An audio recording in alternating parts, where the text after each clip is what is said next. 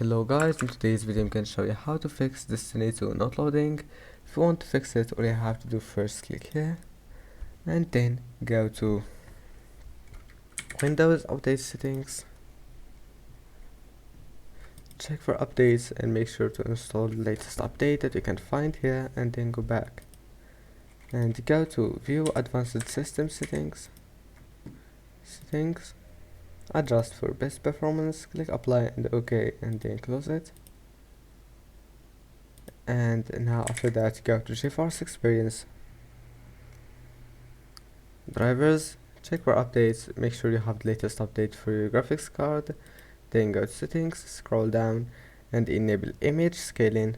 After that restart your computer and then go to task manager and close all the applications that you don't need when playing, and you must know what they do. That's it, just keep scrolling and close all the applications that you don't need. And that's it, don't forget to like and see you in the next video.